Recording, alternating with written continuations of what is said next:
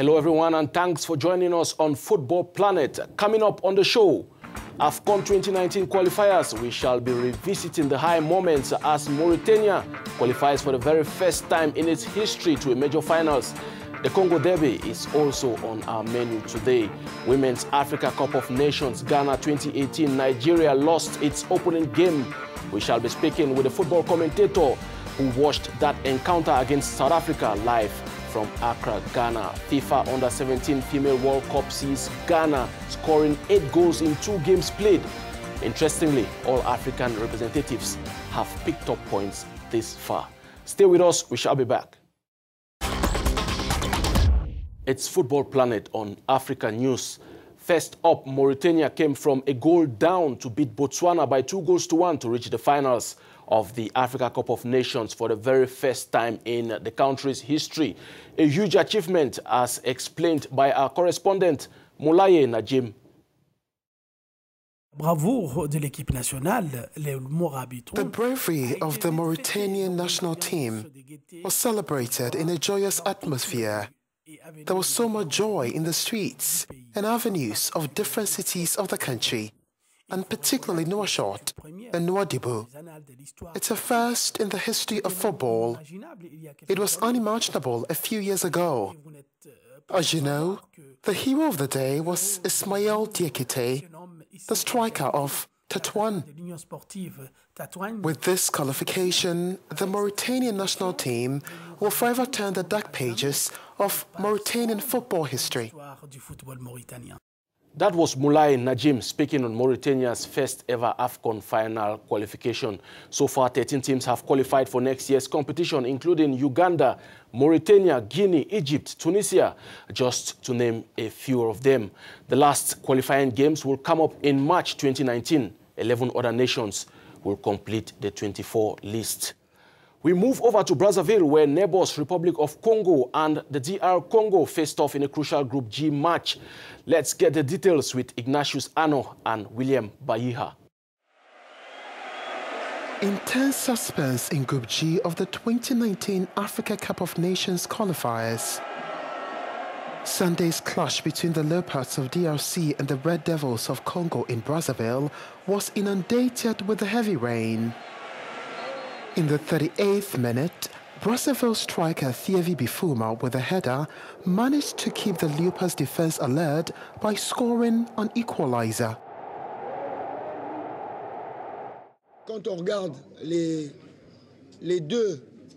When you look at the two circumstances of the game, each time you have more opportunities than your opponents. We suffered today from offensive inefficiency, but the game itself was rather interesting. Even when they pressed at the last opportunity during the last minute, they had nothing. At the start of the game, DR Congo did not seem ready to secure a spot to Cameroon. Before the rain set in, the Leopards had managed to net a goal thanks to Kasongo Kabongo. But the opponents held out at home despite their early goal. The DRC started the game very early and could even kill the game. They didn't do it. It is not our fault. After the second half, we didn't have a little problem to fix in the middle of the field. We were good in the game, and when we look at the game, we rather got more goal opportunities than the DRC. In the last 10 minutes of the first half, the game was suspended for close to an hour as the Massamba Deba Stadium pitch was not conducive. At the final whistle, it was a draw for the Leopards and the Red Devils.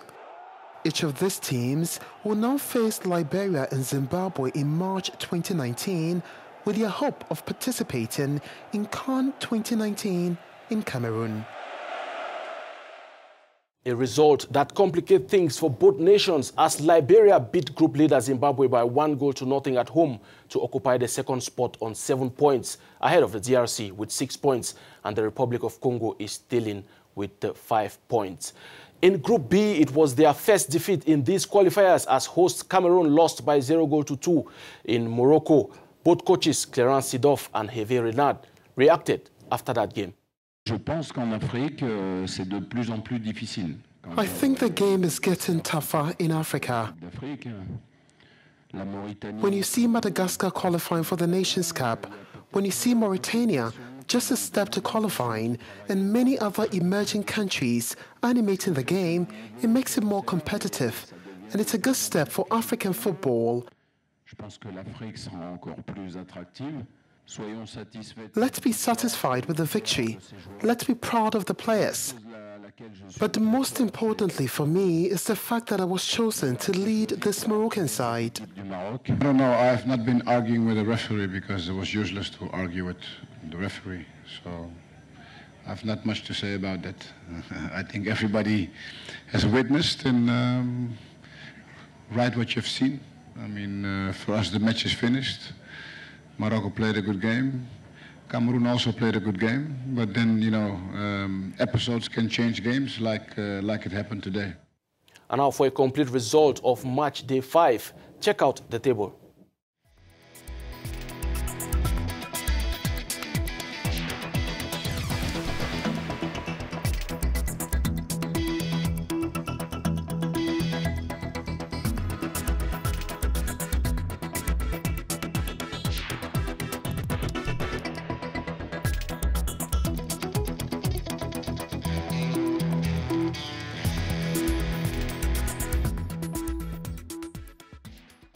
The African Women Championship, the first set of games were played over the weekend with a huge setback for defending champions Nigeria.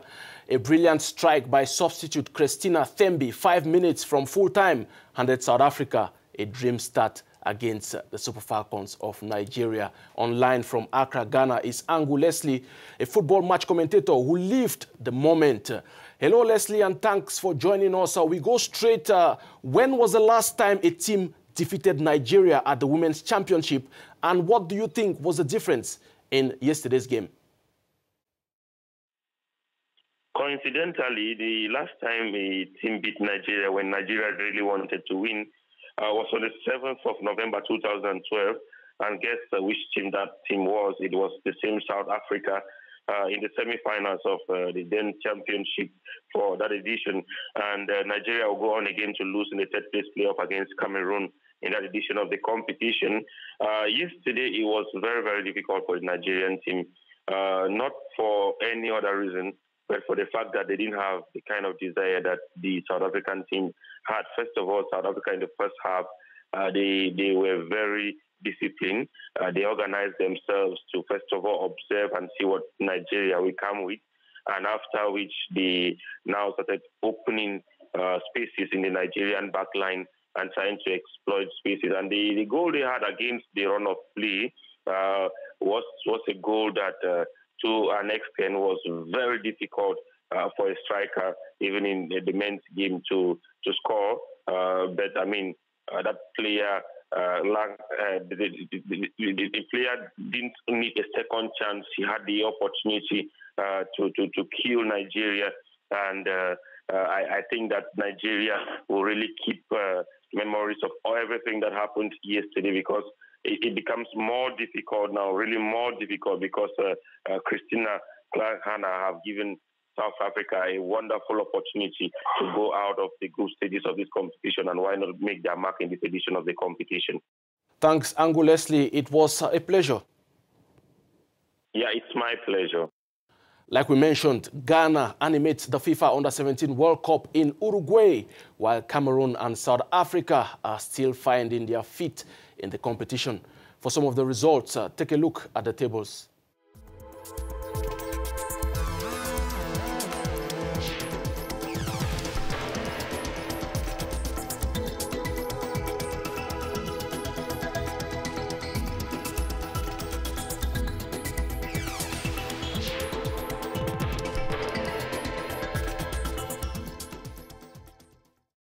And now on to this exceptional Ivorian story. Former Ivory Coast footballer turned mayor of Vavoa, Bonaventure Carlo, was in Paris.